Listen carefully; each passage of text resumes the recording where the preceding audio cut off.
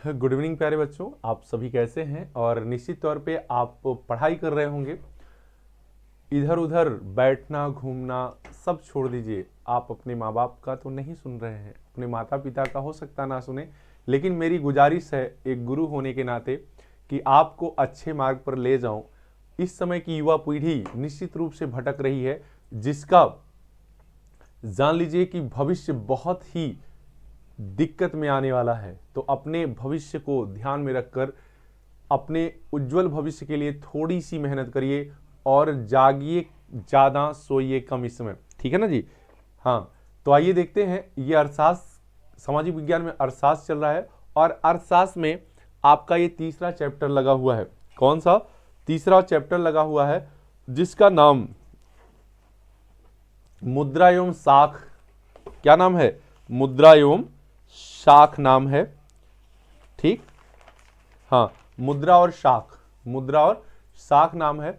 और इससे आप जान लीजिए जितने भी क्वेश्चन अभी तक एग्जाम में आए हैं वो भी, और जो आने की संभावना है वो भी, सभी पर डिस्कस होगा। और डिस्कस इस तरह से होगा कि ना केवल आपके बहुविकल्पी बल्कि आपके जो भी अति लघुत्तरी या लघुत्तरी प्रश्न आते हैं सभी के प्रश्न आप हल कर ले जाएंगे। बस केवल ध्यान से सुनिएगा, ठीक है। और exam time with Akhilesh sir channel को सब्सक्राइब करिए और शेयर ज़्यादा से ज़्यादा करिए। मैंने कहा नहीं पिछले वीडियो में कि नात रिश्तेदार जहाँ जहाँ पढ़ने वाले हों वहाँ वहाँ पहुँचाइए इस वीडियो को। निश्चित तौर पे देखिएगा, मज़ा आ जाएगा पढ़ने का और यहीं से आपका एक कदम अपने उज्जवल भविष्य की ओर पढ़ने लगेगा, ठीक है। देखिएगा 14 क्वेश्चन लगे हुए हैं, 14 या 15 जो भी होंगे सामने ही आएंगे। इस चैप्टर का नाम पहले लिखते हैं। चैप्टर का नाम देखिएगा, चैप्टर का नाम आपका है क्या? मुद्रा एवं शाख। तो मैं एक लाइन आपको बता दूं, मुद्रा क्या होती है? मुद्रा वह वस्तु होती है जो विनिमय का कार्य करती है। जो विनिमय का कार्य करती है उस वस्तु को क्या करते हैं? मुद्रा कहते हैं। विनिमय क्या होता है? वस्तुओं का आदान प्रदान, वस्तुओं की का लेन देन को ही क्या कहते हैं? मुद्रा कहते हैं, वो विनिमय कहते हैं। तो मुद्रा कोई पूछे तो कहिएगा वह वस्तु जो विनिमय यानी लेन देन में सहायता करती है उसे हम मुद्रा कहते हैं, ठीक है। अगर कोई पूछ दे, हालांकि इतिहास में बहुत नहीं जाना है कि मुद्रा नाम क्यों पड़ा है, तो ये मोनेटा देवी के नाम पर इसका नाम मुद्रा पड़ा है। वो इतिहास लंबा है, यहाँ आपको जरूरत नहीं है, ठीक है ना जी। आप एक लाइन में जानिए कि वस्तुओं के विनिमय में जो भी वस्तु सहायता करती है उसे हम मुद्रा कहते हैं। वस्तु विनिमय क्या होती है? वस्तुओं का आदान प्रदान, लेन देन, क्रय विक्रय क्या कहलाता है? वस्तुओं का विनिमय कहलाता है, ठीक है ना जी। आइए, कह रहा है कि विनिमय में कम से कम कितने पक्षों की आवश्यकता होती है? तो विनिमय में एक लेने वाला होगा और एक देने वाला होगा, ठीक है। तो कम से कम 2 व्यक्ति होने चाहिए। अधिक से अधिक तो बहुत हो सकते हैं, अधिक से अधिक बहुत हो सकते हैं, लेकिन कम से कम 2 तो होने ही चाहिए। क्लियर ना जी। हाँ, एक क्रेता और दूसरा विक्रेता।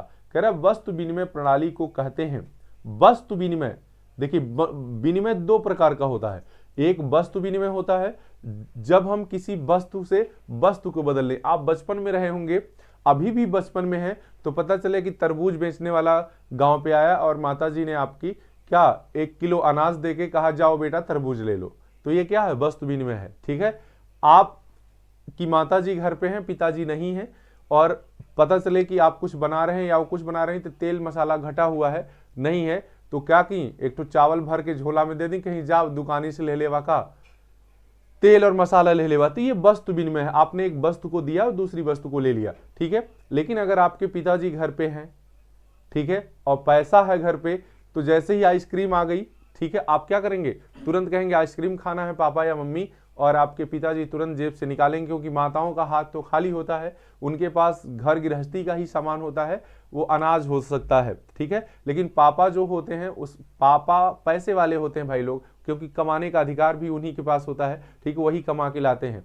हालांकि अधिकतर ऐसा नहीं है, अरे ज्यादातर पापा ही कमाते, लेकिन अब मम्मियां भी कमाने लगी हैं, ठीक है। तो पैसा निकाल कर दिया और पैसे से आप आइसक्रीम लिए, तो पैसे से जब आइसक्रीम या कोई भी वस्तु खरीदेंगे तो उसे हम मुद्रा विनिमय कहेंगे। क्या कहेंगे? मुद्रा विनिमय कहेंगे।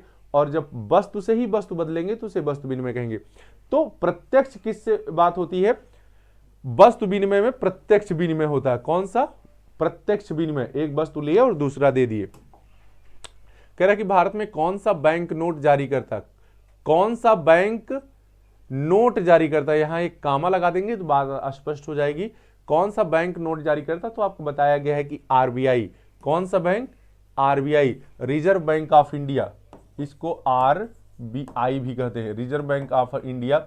इसकी स्थापना 1900 ऐसे लिखिएगा, स्थापना 1935 में हुई है, लेकिन इसके लिए एक्ट जो बना था वो 1934 बना था। कौन सा? 1934 एक्ट, स्थापना 1935 में। और राष्ट्रीय करण जो हुआ था 1949 में हुआ था। कब हुआ था? 1949 में। और यही भारत का केंद्रीय बैंक है। क्या है? केंद्रीय बैंक है। हर नोट पे इसी के अध्यक्ष की साइन रहती है कि मैं धारक को फला रुपए अदा करने का वचन देता हूं। ठीक है ना जी? 17 भाषा होती है नोट पे। कह रहा है कि भूमिहीन कृषि मजदूर अधिकतर किससे ऋण प्राप्त करते हैं? साहूकारों से, व्यापारियों से, नियोक्ताओं से, बैंकों से। तो जल्दी से इस प्रश्न का जवाब दीजिएगा। हाँ, प्रश्न चौथा, भूमिहीन कृषि मजदूर किससे ऋण प्राप्त करते हैं? तो ये नियोक्ताओं से प्राप्त करते हैं। किससे? नियोक्ताओं से। मतलब जिसके यहां वो काम कर रहे होते हैं उसी से ऋण ले जाते हैं, उसी के बदले काम करते हैं, फिर वो पटाते हैं। ठीक है ना जी? हाँ, क्योंकि भूमिहीन है तो उनको ऋण कौन देगा? हालांकि अब एक मुद्रा योजना आई है, ठीक है, वो ऋण दे रही है, प्रधानमंत्री की योजना है, बिना किसी गारंटी के, लेकिन अभी वहां तक लोग पहुंचे नहीं है। कह रहे भारत में साख के प्रमुख स्रोत हैं। साख के प्रमुख स्रोत, साख मतलब पैसा, एक सेंस में आप जानिएगा। साख का मतलब पैसा। जब आप पैसा लेने किसी से जाते हैं, ठीक है, तो बैंक के सेंस में उसी को हम कहते हैं साख या क्रेडिट। ठीक है, कि आपको बैंक पैसा जो देता है वो साख के आधार पर ही देता है। ठीक है ना जी? तो इसके औपचारिक स्रोत भी हैं और अनौपचारिक स्रोत भी हैं। औपचारिक स्रोत में वो आते हैं जिसमें बैंक आते हैं, विभिन्न प्रकार के बैंक हैं, उसका सब कामकाज एकदम लिखित होता है, उसमें इधर उधर नहीं होता। लेकिन जब आप किसी उधार देने वाले से उधार लेते हैं, सेठ से, साहूकार से, चट्टी से, महाजन से, ठीक है, जो ऐसे बिना किसी नियम कानून के उधार दे रहा है, तो उसे अनौपचारिक संस्था कहते हैं। क्या कहते हैं? अनौपचारिक संस्था कहते हैं। आगे है कि औपचारिक क्षेत्रों में ऋण का संचालन किसके द्वारा होता है? औपचारिक क्षेत्रों में ऋण का संचालन किसके द्वारा होता है? जल्दी से बताइएगा इस प्रश्न का आंसर। प्रश्न का सारे का आंसर आपको बताना है। ठीक है ना जी? तो देखिएगा, ये औपचारिक क्षेत्रों में ऋण का संचालन किसके द्वारा होता है? रिजर्व बैंक के द्वारा। ठीक, ऋण का संचालन किसके द्वारा? मतलब कोई भी गाइडलाइन जो देता है। देखिए इसमें जो अगर ध्यान से देखेंगे तो इसमें बैंक, अनुसूचित बैंक सारा नाम लिखा है, यानी अगर केवल बैंक देता तो मैं व्यापारिक बैंक लगा के जाता, लेकिन ये संचालन कह रहा है कि सारी बैंकिंग व्यवस्था किसकी देखरेख में चलती है? तो आरबीआई, क्योंकि बैंकों का बाप है ये। क्या है? बैंकों का बैंक है। समझ में आई बात? इसी के गाइडलाइन के अनुसार सारे बैंक रन करते हैं। कह रहा है कि बैंक ब्याज दर को कौन निर्धारित करता है? बैंक ब्याज दर को कौन निर्धारित करता है? आरबीआई, बैंक, सरकार, बैंक प्रबंधन। तो RBI, reserve bank of India, इसी का नाम है आरबीआई। क्लियर हो गया? अब देखिएगा, कह रहा है कि भारत में करेंसी नोट कौन जारी करता है, अथवा मुद्रा का निर्गमन किसके द्वारा किया जाता है? मुद्रा का निर्गमन किसके द्वारा किया जाता है? मुद्रा का निर्गमन किसके द्वारा किया जाता है? तो मुद्रा का निर्गमन मतलब मुद्रा छापता कौन है, नोट छापता कौन है? तो आप जानते हैं कौन छापेगा? RBI, reserve bank of India. ये ठीक है ना जी? सारा क्वेश्चन आपको समझ में आ गया क्योंकि मैंने पहले ही सब कुछ बता दिया है। स्वयं सहायता समूह में किस प्रकार के लोग शामिल हैं? स्वयं सहायता समूह में कौन से प्रकार के लोग शामिल हैं? तो ये सामान्य सामाजिक पृष्ठभूमि के लोग, सामान्य अर्थात समान आप कह सकते हैं। स्वयं सहायता समूह गांव में कौन बनाएगा? जो एक तरह की पूंजी रखने वाले हैं, एक तरह के व्यक्ति हैं वही स्वयं सहायता, क्योंकि विचार और आर्थिक स्थिति दोनों मिलनी चाहिए, तभी लोग संगठन में आते हैं और समूह बनाते हैं। ठीक है ना जी। कह रहा है कि महिलाओं को आत्मनिर्भर बनाने वाली संस्था निम्न में से कौन है, तो यही स्वयं सहायता समूह है। ये गांव गांव पर एकजुट होकर, जैसे मैं आपको बता दूं कि एक व्यक्ति, एक महिला के पास अगर 5,000 रुपए है तो वह शायद सिलाई बुनाई की मशीन नहीं खरीद सकती, लेकिन अगर 10 महिलाएं उठ 5,000 वाली जुट जाएं, एक साथ हो जाए 10 महिलाएं, ठीक 5,000 वाली 50,000 हो जाएगा, और 50,000 में कम से कम 3 मशीनें आ जाएंगी। कितनी? 3 मशीनें आ जाएंगी, और सारे एक काम, एक व्यवसाय, एक उद्योग खोल सकती हैं स्वयं सहायता समूह से। ठीक ना जी। तो इसीलिए कहते हैं समान पूंजी और समान व्यक्ति लोग स्वयं सहायता समूह बनाते हैं, और ये महिलाओं का बहुत बड़ा समूह काम कर रहा है। ठीक है, इसलिए महिलाएं क्या हो रही? आत्मनिर्भर। आत्मनिर्भर। हाँ, कह रहा है कि स्वयं सहायता समूह में बचत और ऋण संबंधी अधिकतर निर्णय लिए जाते हैं किसके द्वारा? बैंक द्वारा, सदस्यों द्वारा, गैर सरकारी सदस्य नहीं, उसी में जो भी निर्णय लिए जाएंगे सदस्यों द्वारा, जो स्वयं सहायता समूह के सदस्य होंगे वही निर्णय लेंगे, क्योंकि वही उसके मालिक होते हैं, बाकी कौन निर्णय लेगा? ठीक है ना जी। ये तो समझने की बात है। और आप निश्चित रूप से देखिए, ये बांग्लादेश बैंक, ग्रामीण बैंक लग रहा है इंपॉर्टेंट है, 2023 में पूछा गया, 24 में पूछा गया। आपको बता दिया गया है कि 1970 में मोहम्मद यूनुस खान द्वारा ये स्थापित किया गया था।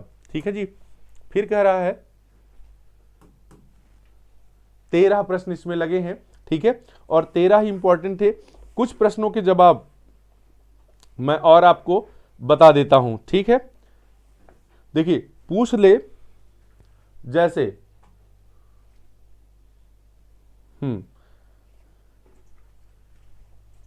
विभिन्न बैंकों की स्थापना, मैं लिख देता हूं, आप लिख लीजिएगा। व्यापारिक बैंक, व्यापारिक बैंक।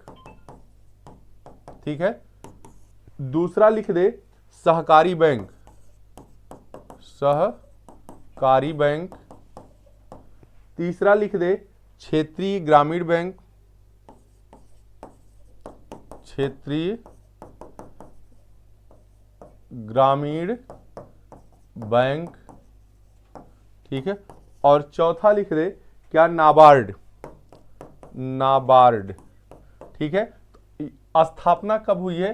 तो स्थापना सबकी जान लीजिए। जैसे नाबार्ड की स्थापना 1982 में हुई, नाबार्ड की, और इसकी क्षेत्रीय ग्रामीण बैंक की 1975 में हुई है। क्षेत्रीय ग्रामीण बैंक की 1975 में हुई है, ये जान लीजिएगा। अब बचा व्यापारिक बैंक।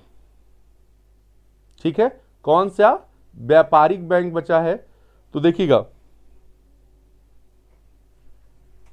ये 1911 में हुई है। और सहकारी बैंक की अगर बात करूं मैं तो 1947 से पहले। तो ये आपका अगर पूछता है तो ये सही होगा। देखिएगा, ये था आपका मुद्रा और शाख। इससे संबंधित जितने भी प्रश्न हैं उन सारे प्रश्नों को भली भांति समझाया गया, और इसी समझ के साथ आप अपने एग्जाम में जाएंगे तो बहुत बेहतर होगा। 2 से 3 बार वीडियो को जरूर देखिएगा। तो आज के लिए बस इतना ही। मुस्कुराते रहिए, पढ़ते रहिए और मन लगा के पढ़िए।